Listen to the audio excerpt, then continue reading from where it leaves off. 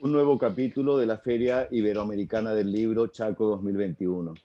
En esta oportunidad, para la presentación de Tantas veces huérfano, del escritor español Hipólito Navarro. Lo presenta Pedro Solans, también escritor. Este libro fue editado por la colección Iberletras. Vamos a hacer unas líneas de Pedro Chaqueño, escritor nuestro, nació en Quitilipi en 1959. Es escritor y periodista, autor de los libros de investigación Los gigantes no cesan de llorar, Crímenes de sangre y El sur negro. En narrativa publicó Isidro Velázquez, Retrato de un rebelde, Los milagros del gauchito Gil y El pantanillo de Ernesto Sábato. Desarrolló su obra poética en los libros La Carga, el último libro de Facundo Cabral y Agua para mañana. Su crónica sobre la profecía de Fidel Castro tuvo amplias repercusiones en diversos medios internacionales. En 1993 fundó el diario Carlos Paz en Villa Carlos Paz. Actualmente colabora con diversos medios de prensa en países de Iberoamérica y Argentina. Allende a los mares lo tenemos a nuestro invitado especial, Hipólito Navarro. Voy a comentar un par de descripciones sobre su prosa que leí que me parecen como muy rotundas. De Hipólito Navarro se ha escrito: cuando parecía imposible crear algo nuevo en el cuento, Navarro reinventa un modelo personalísimo de fabulación, la escritura lúdica y afilada, y los asuntos impredecibles por las realidades que convocan y por las muchas veces hirientes cuestiones humanas que ventilan. Una más. Son tan arriesgados sus planteamientos, tan atrevidos sus modos constructivos, tan irreverente su careo con las convenciones de la escritura y tan ocurrente su apuesta por perspectivas inauditas, que la conclusión no se hace esperar. Navarro es uno de esos casos de radical singularidad creadora. Bueno, con esta presión, con esta gran presión, los dejo y estamos curiosos de escucharlos. Muchas gracias. Gracias por tu introducción, y para mí es un gran honor, un doble honor y placer. Primero presentar, como dijiste, un cuentista que me parece que a pesar de haber nacido en tierra andaluza, en una provincia maravillosa como Huelva, en sus escritos hay una argentinidad terrible. Y te hace tan ameno estar con él, con sus letras, porque yo recién nos conocemos, que realmente para mí es un honor. Y doble dije, porque como vos bien dijiste, Marcelo, yo soy chaqueño y esta puesta de la provincia del Chaco en el norte argentino, en esta región tan grande, en esta nación guaranítica Pedro, tenés cerrada la cámara, abrila. Que compartimos con Paraguay, con Formosa, con Corrientes, con Pedro, parte, cámara, la tenés con ahí parte de Bolivia. Realmente nos reconforta ser pionero en esto.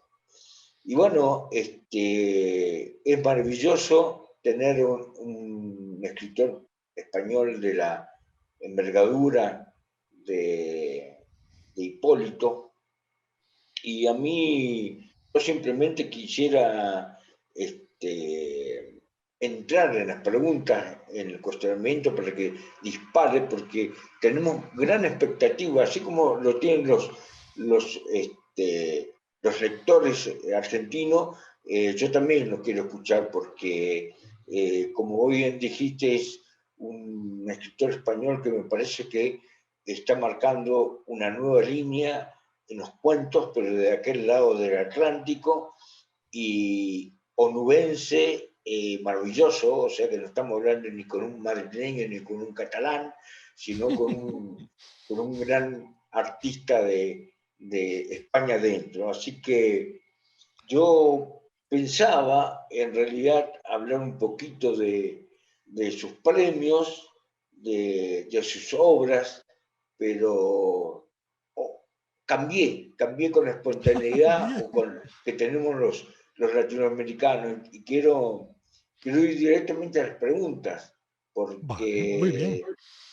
porque realmente yo se lo dije a él, se lo adelanté personalmente, este libro es maravilloso. O sea, a Vale. mí hace tiempo, después de mucho tiempo, en un país de cuenteros, un país de cuentos y de cuentistas, la obra de Hipólito Navarro, de Hipólito G. Navarro, se nos mete en vena. Es una mezcolanza divina de Macedonio Fernández, de Jorge Luis Borges, de Julio Cortázar y de un cordobés que para nosotros, por acá, la provincia del Mediterráneo es muy cálido y muy importante en la literatura de esta región, que es Juan Filloy. Así que, Hipólito, me voy a tomar el atrevimiento de ir directamente a esta maravilla que has escrito y que tenemos el honor que publiques aquí en Argentina en una editorial como Contacto de Chaco, que tal vez suprima estos minutos que tengan que hablar de tus premios y así No tengo tiene, más minutos para claro, escucharte. sí. Bueno, vamos directamente al cuestionario, Hipólito. Muy bien. Yo le hablo a quienes nos están escuchando.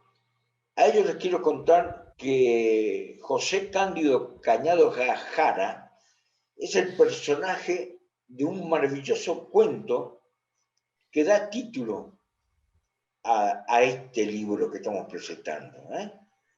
Y obviamente que tantas veces huérfano es como diríamos los cordobeses, un titulazo.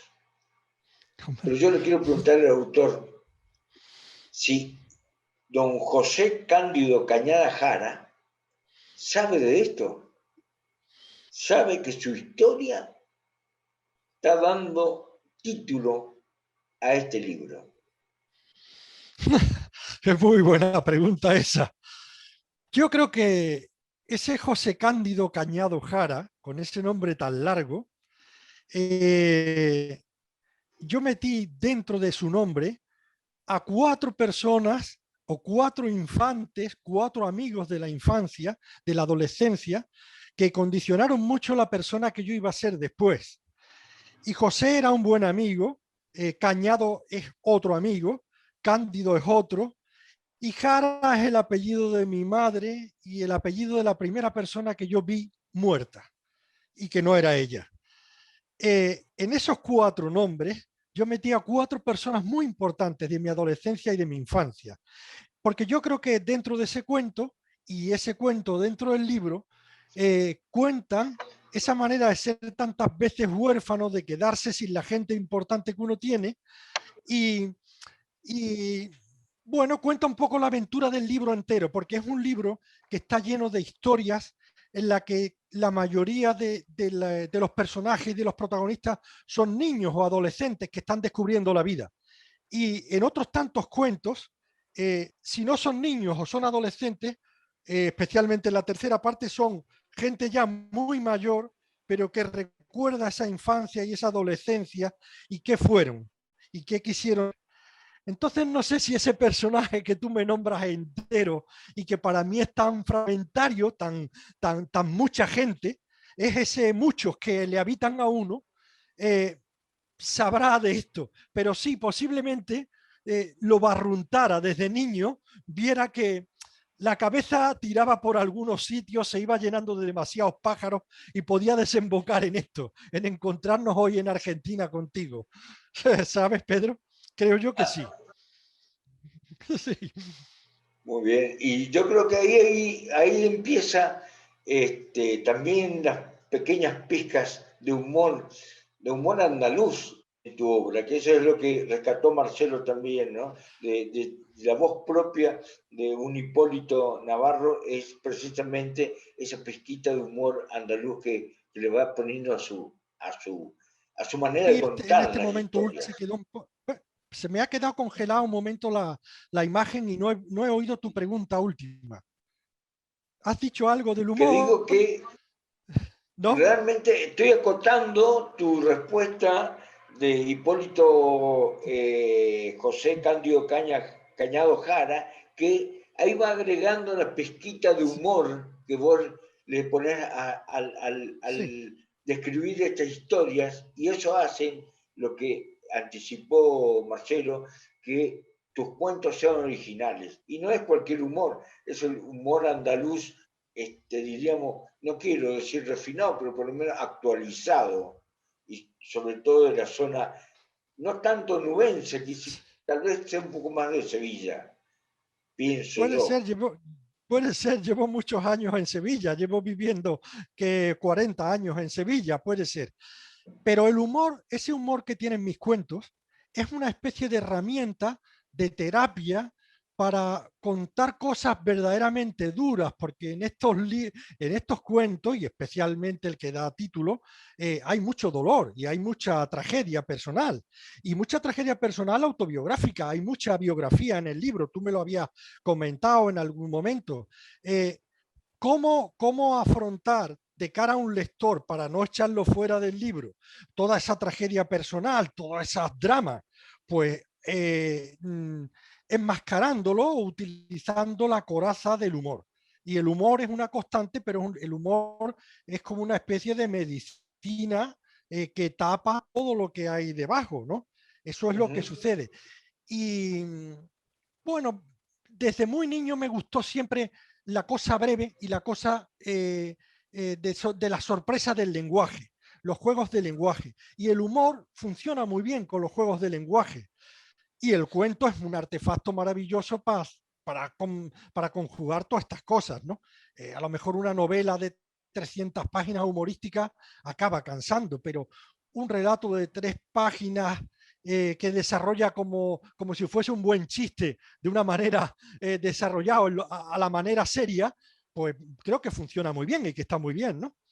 Claro, obviamente. Y yo creo que ahí hay el primer acercamiento entre tu obra, sobre todo esta que estamos presentando, con la parte irónica que tenemos los argentinos a veces, o parte de los argentinos, porque Sí, ante tragedias, sí, el andaluz lo toma muy sí. diferente a las personas de otras regiones de España.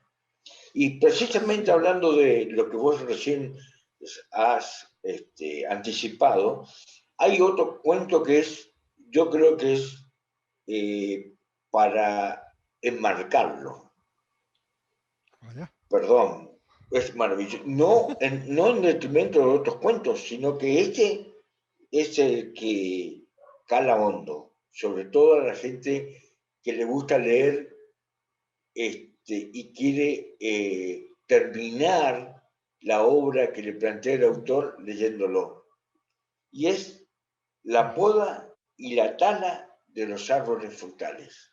Tremenda obra, Sí. tremendo cuento. Ese es un cuento que a mí me duele porque es un cuento que tiene dentro mucha verdad y la verdad que cuenta pues es el alcoholismo de mi progenitor, mi padre que acabó como un hombre alcohólico cuando tenía 46 años, murió y yo era un niño. Y él era talador y podador de árboles. Y su único libro, él tenía un libro solo, era La poda y la tala de los árboles frutales. Y a mí me marcó porque él decía que los libros eran muy importantes, que lo aprendiera. para mí, que era un niño, me dejaba descolocado si eran tan importantes como es que tenía uno solo.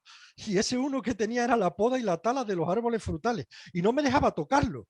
Él me lo enseñaba, me lo mostraba, me sentaba en sus rodillas, me lo enseñaba, pero no me dejaba tocar aquello. Aquello era como algo totémico. Era como un dios. Lo tenía guardado en una pequeña caja fuerte y allí de vez en cuando estaba en su borrachera más grande, decía a su hijo, a su hijo mayor, vente que te enseño el libro, ¿no? Para que aprendas lo importantes que son los libros.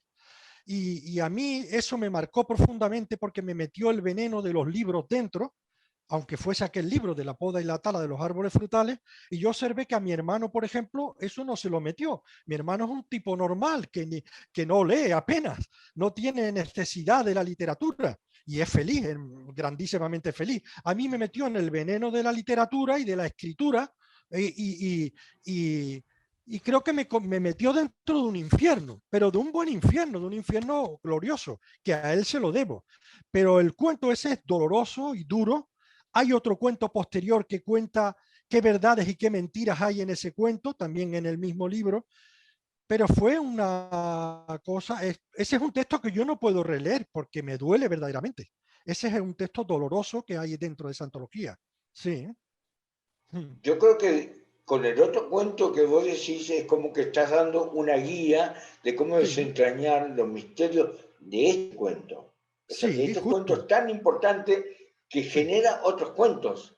sí, Y tal vez justo, sea tan justo. importante que yo creo que tu padre te hizo escritor.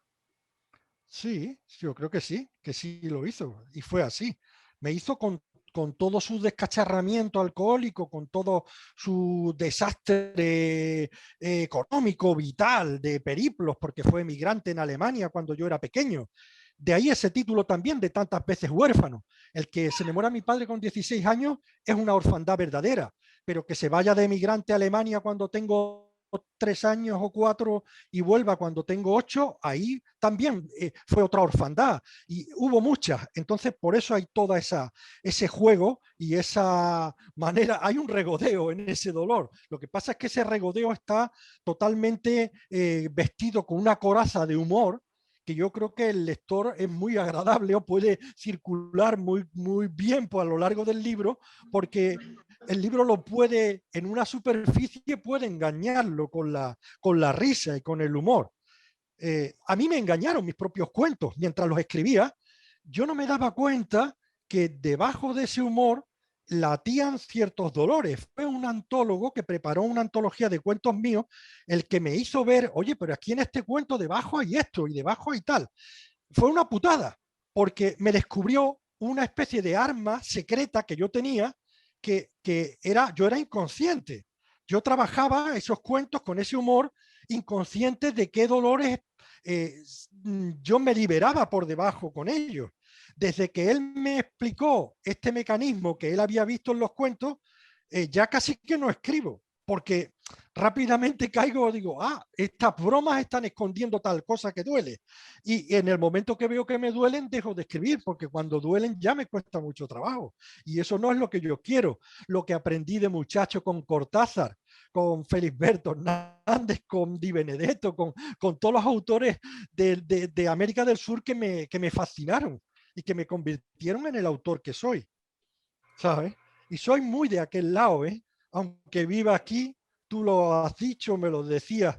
Yo soy muy de aquel. Bueno, en la Universidad Autónoma de Madrid, Eduardo Becerra es que lleva una cátedra de literatura hispanoamericana, latinoamericana, y lleva los cursos de doctorado en esa universidad, en la Autónoma de Madrid. Y me ha invitado varias veces al cierre de esos cursos de doctorado, como él invita a autores latinoamericanos en los cursos de doctorado, pero a mí me invita al final, al cierre, como ejemplo de qué han hecho todos esos autores latinoamericanos en la cabeza de un autor español, que lo ha convertido en un autor español que no es español, ¿sabes? Que es de aquel sitio. Por eso hoy estoy tan particularmente contento y feliz de tener un libro en el Chaco. Estoy muy contento. Sí, ¿Has porque es como tenido, volver a mi patria, Claro, claro. Claro. Yo diría que sos un cuentista latinoamericano que nació en Huelva. Sí, justo accidentalmente. Fue así, seguro, seguro, seguro. Mi abuelo materno, que eran 12 hermanos, en los años, en 1916, de esos 12 hermanos, llegaron a un acuerdo de irse 5 hermanos a Nueva York y 5 hermanos a Buenos Aires, y quedaban 2 cuidando de los padres. Fueron a probar suerte laboral, económica. Luego que fueron a Nueva York, ellos era uno de mis abuelos, mi abuelo materno. De los 5, uno murió, los otros 4 se asustaron y volvieron a España. Los 5 que se fueron a Buenos Aires se quedaron allí y viven allí. Yo creo que el error viene todo de ahí. Mi abuelo no tenía que haber sido el que se fue a Nueva York y volvió luego a España. Mi abuelo tendría que haber sido uno de los que se fueron a Buenos Aires y haber nacido yo allí. Pero el error viene desde 1916, ¿eh? Claro, Fíjate. claro. Muy Sí, sí. bien, muy bien. Esa, Desde ahí volviendo parte. a este cuento que a mí me fascinó, hay una cosa, una maravilla, cuando lográs referenciar a las estanterías de un bar con las estanterías de los libros o una biblioteca. Eso es interesante. ¿Qué te produce hoy al leer eso o a releerlo? Es, sí, es difícil, es difícil. Esa imagen. Bueno, creo que cuando en una de las lecturas me di cuenta, no cuando lo escribía, pero me di cuenta que hay un paralelismo entre las estanterías que tenía mi padre detrás de la barra del bar, donde él era el que tenía, era el dueño del bar y era el dueño de todas las botellas que había detrás. Igual que yo soy el dueño de mis cuentos y de todos los libros que mí, yo me voy bebiendo esos libros y me convierte la cabeza en una locura y escribo estos cuentos.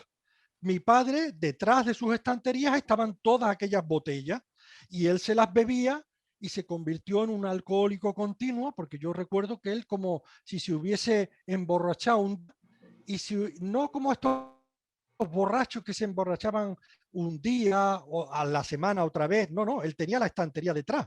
Y entonces él llenaba su cuerpo de ese alcohol y lo mantuvo durante 4 o 5 años, un alcoholismo brutal que fue una borrachera eterna que duró 5 años.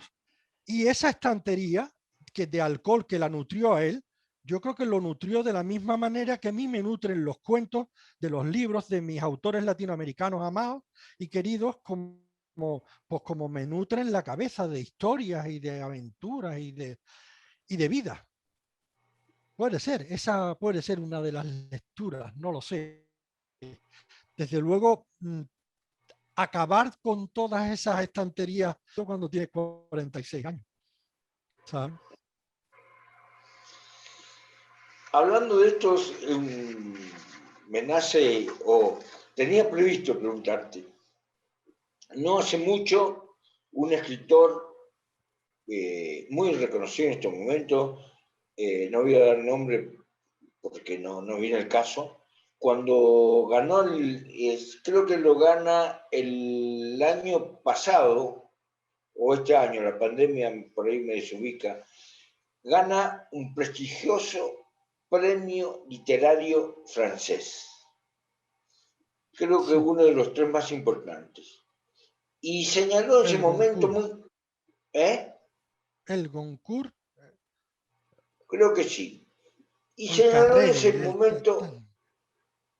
muy suelto de cuerpo, que estaba cansado de la literatura autobiográfica, que se escribe en la actualidad.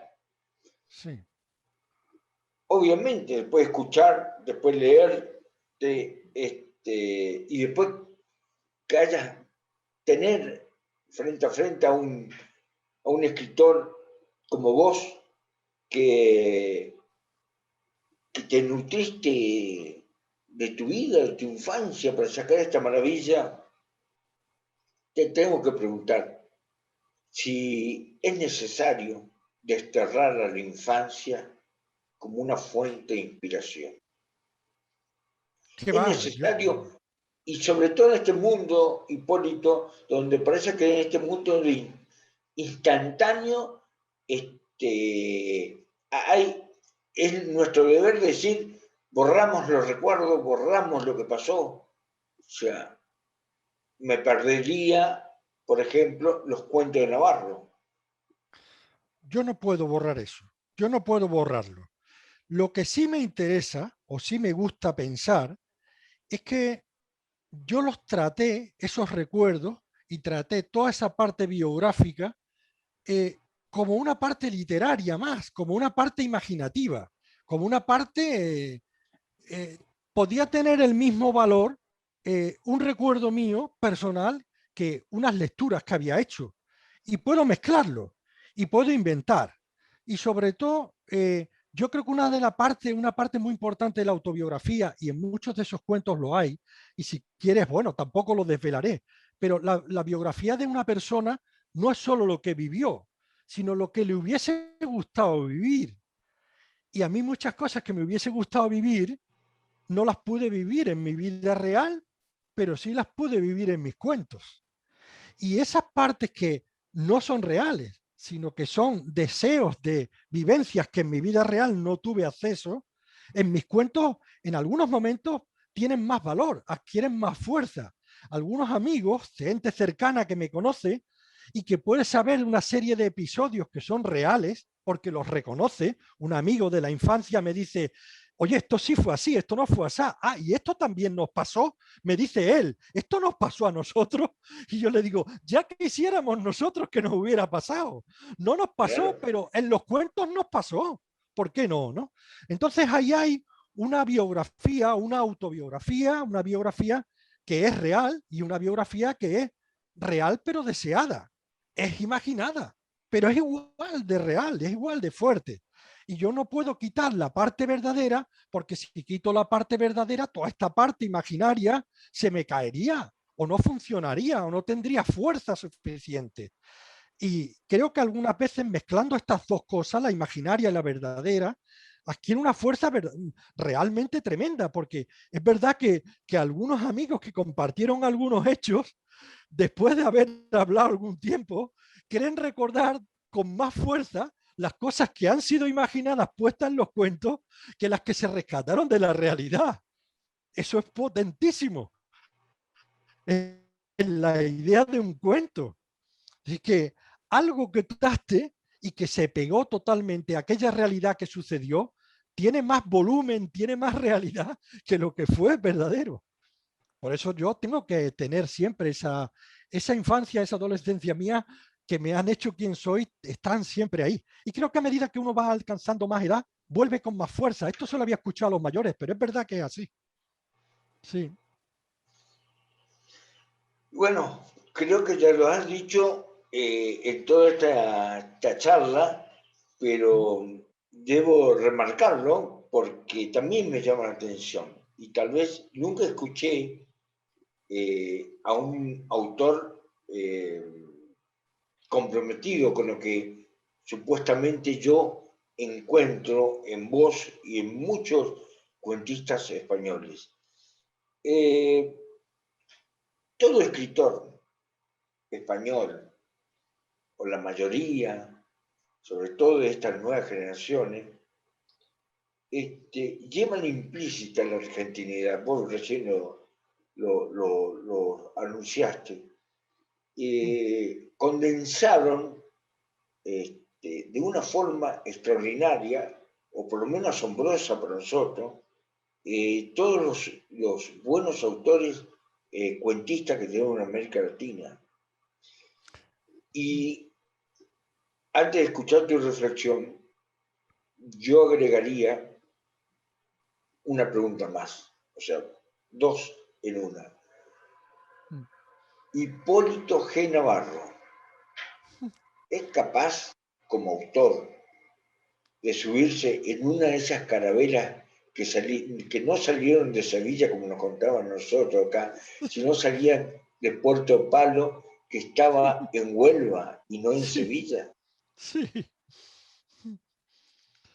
¿Tú quieres que yo me monte en una de esas carabelas y llegue allí? a tu tierra. Claro, Claro, claro. sí, sí, estaría bien, estaría bien. Algunas veces crucé el charco y estuve en la parte de arriba, donde estuvo la otra familia en Nueva York leyendo mis cuentos, pero también estuve en México, pero nunca bajé a Argentina, nunca estuve allí. Pero en Argentina yo creo que he estado toda mi vida con los autores de allí. Hombre, ¿sabes qué pasó? Yo creo que en mi generación, cuando en España empezaba mi generación a leer, había una sobrecarga de la literatura social, de las novelas social que intentaba arreglar el mundo, y nosotros veníamos de vivir una dictadura, salíamos de vivir una dictadura y a mí todas esas novelas, aquellos libros que intentaban arreglar a esa sociedad, que me querían contar otra vez toda esa miseria de ratas, de pobreza, de tal, yo creo que a mí y a muchos autores, esa literatura nuestra no es la que más nos apetecía o más nos gustaba entonces. Entonces fue una suerte mayúscula tener a todo lo que venía de América Latina, del boom, y no solo los autores del boom, pues los autores del boom los leyó todo el mundo, pero sobre todo los que estaban por detrás, los que la gente del boom escondió. Tú ya nombraste algunos, ¿no? Yo recuerdo que todo el mundo hablaba de Vargas Llosa, de Cortázar, de Donoso, pero por ejemplo de Di Benedetto no se hablaba. Di Benedetto vivía aquí en España en aquel tiempo, o Feliberto Hernández, actores maravillosos que para nosotros fue un maná, encontrar, no sé, encontrar la vida ahí. Y bueno, lo mamamos, fue como nuestra leche, como nuestro alimento. Y yo creo que en mi generación eso se nota mucho. Los nuevos escritores de estas generaciones de ahora, me temo que no hayan leído tanto a aquellos autores tan ricos especialmente en el manejo de la lengua, de las palabras, porque hacer redacción correcta como se hace en muchos sitios ahora mismo, yo creo que eso no nos interesa a nadie. A mí como escritor una buena redacción correcta no me gusta. Lo que me gusta es que la gente juegue. Y ese juego pues lo aprendimos en Cortázar. Me nombrabas a Filloy. Aquí yo solo leí Caterva y una editorial, Ciruela, pensó anunció que iba a publicar todas aquellas novelas de Filloy que tienen 7 letras, ¿no? En sus títulos, ¿no? Pero no, se quedó en Caterva, ¿no? Aquella novela de las lingeras, ¿no? Lingeras se llamaban Los Vagabundos. Pero no publicaron más, no publicaron más. Y seguimos necesitando el alimento de ahí. Justo antes de que llegaras, Pedro, le estaba comentando a Marcelo también la suerte que tuve como autor de que yo mandé mis cuentos a varias editoriales, me rechazaban el manuscrito, y el primer sitio donde me aceptaron un manuscrito es porque el lector que había en esa editorial era un argentino, era Marcelo Cohen. Marcelo Cohen aceptó, era el lector de aquella editorial y aceptó mi manuscrito, pero él leía para 2 editoriales, una editorial catalana que se llama Península, y cuando él vio aquel libro me llamó y me dijo aquel manuscrito y me dijo, me gusta tanto el libro que lo voy a llevar a otra editorial para que yo también leo, pero no a la que usted ha mandado. Y era la editorial de Mario Musnik, que Otro era, argentino. bueno, el hijo de Jacobo Musnik, el Claro. editor, otro argentino. Entonces, mi existencia literaria primera aquí en España se debe a un editor argentino al que le llevó mi manuscrito un lector argentino, Marcelo Musni. Y yo creo que si no hubiese caído en sus manos, mi escritura, que se nutre tanto de aquel lado, hubiese tardado mucho más tiempo en sacar cabeza, en publicar en alguna editorial, en algún sitio. Así que, bueno, hoy cerramos un círculo que empezó hace 25 años, justo ahora. Bienvenido entonces, Hipólito. 3 cosas. Bienvenido. Segundo, nos merecemos que nos visite. Nosotros nos merecemos que vos cruces el charco. Así te llevas no solamente los libros de Juan Filloy, sino también podemos nosotros compartir con vos esta hermosa charla, pero ya más cara a cara, y no estos artilugios que tenemos que Sí. utilizar ahora que tiene su parte positiva y su parte, como todo, ¿no? Es cierto Sí, sí. que le has dedicado 3 libros tuyos a Julio Cortázar. Es cierto y no es cierto, pero es cierto. Ese primer libro que salió en la editorial de Mario Musnik, que era cuando con un grupo editorial aquí grande que se llamaba Anaya y Mario Musnik, ese primer libro, yo había publicado 2 libros en unas pequeñas editoriales andaluzas, una editorial en Granada que se llamaba Don Quijote, ya desaparecida. Mi primer libro se lo dediqué a Julio Cortázar. Salió en el año 90 y lo dediqué a la memoria de Julio Cortázar. Pero ese primer libro y el segundo era una editorial pequeñita, sin apenas difusión, muy poca difusión en el territorio español, prácticamente era solo en Andalucía. Entonces, cuando Mario Musnik me publicó en Madrid aquel libro, que era el tercero, pero en realidad era como si fuese el primero, yo le dediqué a la memoria de Julio Cortázar again. Le puse con ese again que le gustaba decir a Julio y escribir, ¿no?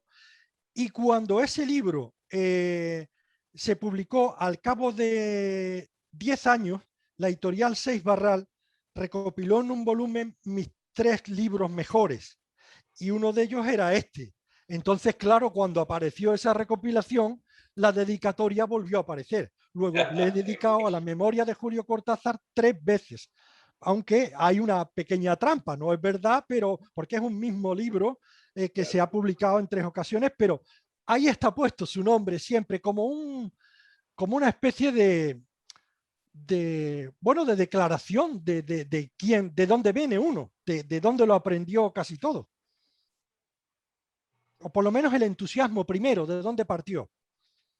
Claro, claro. Hipólito, antes de invitarte a que nos lea un cuento o un fragmento de un cuento para cerrar esta rica charla que tuvimos con vos, no me quiero olvidar de un nombre, de un cuentista argentino que vivió en Madrid, que tal vez vos también lo tengas presente, Daniel Moyano. Sí, pero ha sido un autor que he leído menos. Sí, no ha sido un autor que me haya marcado y lo leí tarde ya. ¿Sabes qué pasa? Que yo creo que los autores que más me influyeron fueron los que leí entre que tenía 16, 10, justo cuando murió mi padre. A los 16 yo me refugié en la literatura. Vivía en el pueblito antes de venir a Sevilla a estudiar la carrera. Ese pueblecito tenía un castillo arriba, como has podido ver en algunos cuentos, y yo me iba a ese castillo y leía y leía y leía. Entonces, los autores que leía entre los 16, 18, 20 años fueron los que más me marcaron. Y luego, posteriormente, quise leer a más autores de aquel lado, pero ya no con esa efervescencia y con esa fuerza. Y este fue un autor que ya me cayó muy después de todo ese entusiasmo y no lo he vivido igual, no de la misma manera. Pero bueno, igual tengo que releerlo ahora y ver qué me perdí si tú me lo señalas de esta manera, ¿no? No, simplemente para no ser injusto con la historia de este Sí, cuentista que también está un poquito sí, relegado. sí. Hipólito, quisiera cerrar esta charla con un cuento leído por vos. Bueno, tengo aquí detrás unos, he mirado porque como los cuentos sean largos son un rollo. Entonces, he visto que hay 2 que tienen como una página y media. Eso es mucho, ¿no? Tal vez, ¿no? Pero en el libro que hemos preparado, que sale ahora ahí en el Chaco, que se llama Tantas veces huérfano, hay un microrrelato.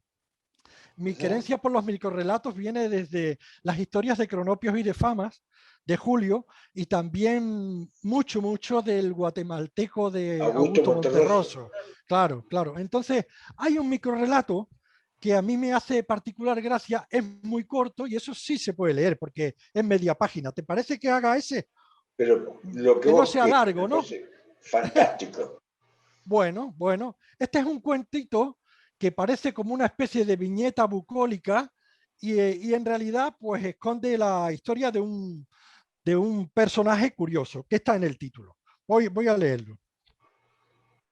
El título es Meditación del vampiro. Meditación del vampiro. Y dice así. En el campo amanece siempre mucho más temprano. Eso lo saben bien los mirlos. Pero tiene que pasar un buen rato desde que surge la primera luz hasta que desaparece. Perdón. Perdón.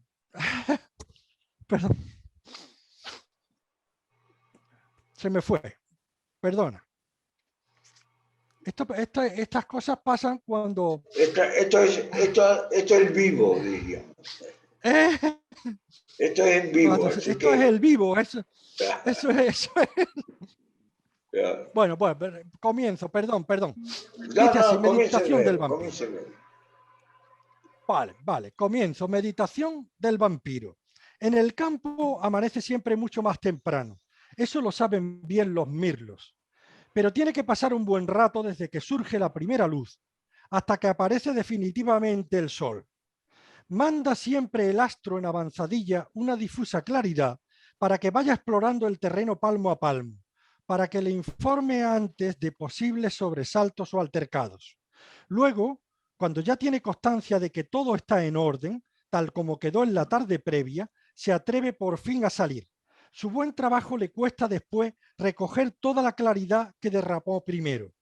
Por eso se ve obligado a subir tan alto antes de caer, para que le dé tiempo a absorber toda esa luz y no dejar ninguna descarriada cuando se vuelva a hundir por el oeste. Luego en el campo, paradójicamente, se hace de noche también muy pronto. Los mirlos apagan sus picos naranjas y se confunden con el paisaje. Y agradecido yo, me descuelgo y salgo. Claro, que se descuelga y sale es el vampiro. Esta es la meditación del vampiro. Bueno, este es un micro relato. Muy bien, muy lindo. Y muy sorprendente el final, sobre todo el cierre. Sí, porque en los microrelatos como este, lo único importante es el título y el cierre. Todo lo demás es una pérdida de tiempo. Muy bien. Bueno, es una broma, una gamberrada. Muy bien. Bueno, es una broma y una gamberrada que queda con eso. Y que queda bien. Bueno, que quede bien.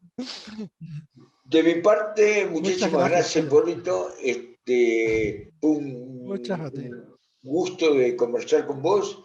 Espero que las otras oportunidades sea ya en forma personal.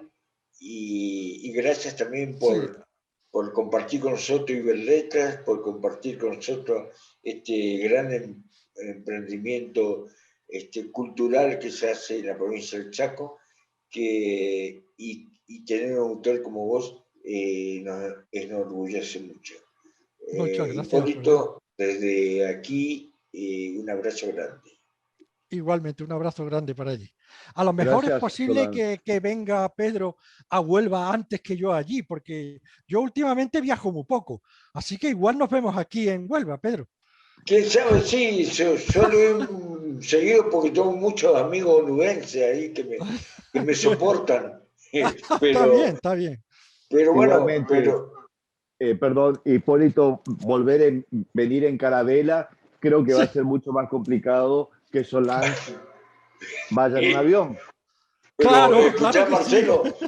El tema, vos sabés muy bien que nosotros los vacunados por los rusos todavía vamos a tener que esperar un tiempo. Bueno, la hipocresía del mundo. Yo quería sumar, no te estaba conociendo, Hipólito, no te había leído aún. Obvio que las cosas han cambiado ya.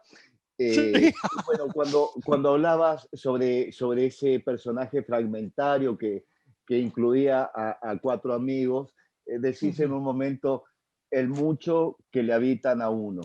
Sí. Y bueno, ahí ya me regalé. Después cuando mencionabas esa definición aleatoria que hacías del humor como terapia para poder contar cosas duras, el humor como coraza contra el dolor y el humor para los juegos del lenguaje que también funcionan, ¿no? Como una definición.